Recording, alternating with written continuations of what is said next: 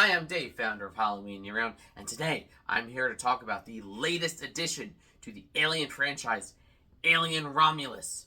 No, I normally don't have a hat that specifically says the name of the movie I'm reviewing, but the early screening I went to last night gave us these hats, and it's low-key the coolest thing I've ever gotten in one of those screenings, because I'll actually wear this. Sometimes they give shirts, but usually it's a poster, but you can't wear a poster. So, I am going to keep this spoiler-free, and I'm going to keep this brief. I will be doing a more in-depth spoiler look at Alien Romulus in a few days.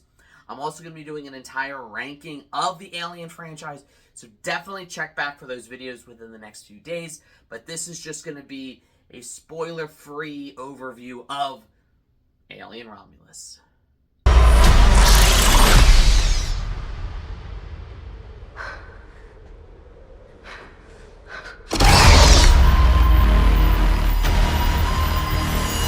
I am extremely torn and kind of frustrated by this movie. And I'll tell you why. Because on the one hand over here, it is a technical marvel. Fede Alvarez directs the hell out of suspense and tension. Everything he did for Evil Dead 2013 that made it amazing, you see on display here. It's the way it's paced, the way it's shot, the way it's staged, everything. This was the first movie since the original Alien that truly feels like a horror movie. I know the other ones have dabbled in it, but this one, it is first and foremost, it's a horror film. It's a horror film that is set in space. The whole old tagline, in space, no one can hear you scream, applies to Alien Romulus just as much as it did to the original Alien. So, on the one hand, you have that I really, really love. But then over here, you have a movie that is clearly made by fans instead of the original makers. It's not Ridley Scott, Ridley Scott directed Prometheus, Ridley Scott directed Alien Covenant. This is Fede Alvarez, and you can tell he loves Alien. But because it's made by fans, it goes a little bit into fan service. Sometimes fan service works, sometimes it doesn't, and I don't think it works here. I'm sorry. I know a lot of people are probably really excited for the fan service, and I'm the turd in the punch bowl being like, oh, fan service. I'm not saying fan service is bad. I'm saying that it felt really forced at times, and there's one thing in particular, which again, I cannot get into because it's a spoiler, just really rubbed me the wrong way, and I really took issue with it.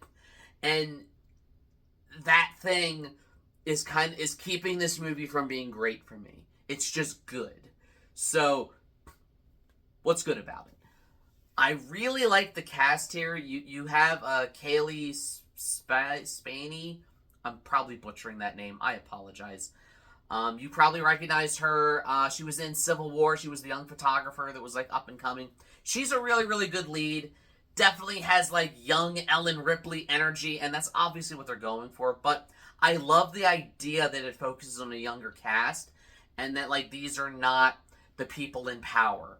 The whole movie is basically set on, they're on this mining colony for the Weyland Corporation, and all these people, they're just looking for a way out, and what they're doing on this ship, it's all in a guise for them to escape to a better place other than this mining corporation, this mining colony. And I loved that sort of sense of that's their dream and that's their goal they're trying to work towards. And I also love the sense that apparently, in the future, we just go back to indentured servitude.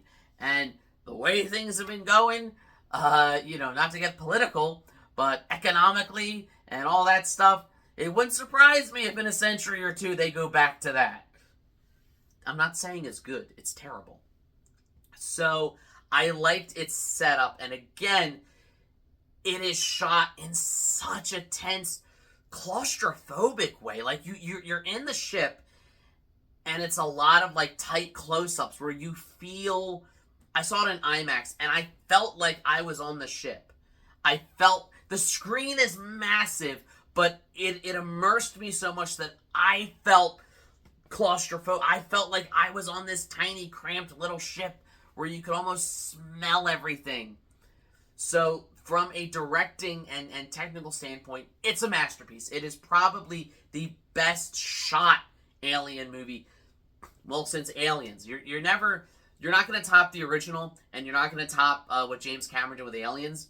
But I would say Alien Rob Fede Alvarez, his directing is on par with theirs. And that is a very high bar that both Ridley Scott and James Cameron set. And Fede Alvarez hits that bar. So I really like that. I really liked the characters. They were genuinely interesting characters that I really cared for. We have a new android character who's kind of steals the movie. You know, his performance is my favorite. And that's why it frustrates me so much, because you had all these ingredients over here to make like an absolute, had it just focused on these ingredients here, I might be saying, oh, this is the best movie, it's the best Alien movie since Alien or Aliens. It completes the trifecta, it's on par with them, it's better than anything else, it's better than anything else that ever came. But it has to go for this stuff over here, which again, I can't spoil, but if you watch it, you know what I mean. You know, I don't know. Let me know in the comments. These are just my thoughts. This is just my rant. But it was a movie that really frustrated me because I loved so much of what it did over here, that what it did over here just ruined it for no reason. And yes, even in my screening, there were certain moments that, like, people were cheering, and, like, you're getting caught up in the moment of that, like, you know, fan service and all that, but I just felt like it wasn't all necessary, and in some ways it made the movie worse. But like I said, I'd love to hear your thoughts on it. Let me know in the comments. Like, share, subscribe, all the YouTube stuff. If you don't, you may end up trapped on a spaceship called Romulus, which the ancient historian in me, I was a history major, loved all the references to ancient Rome and Romulus and Remus. And as always, every day is Halloween.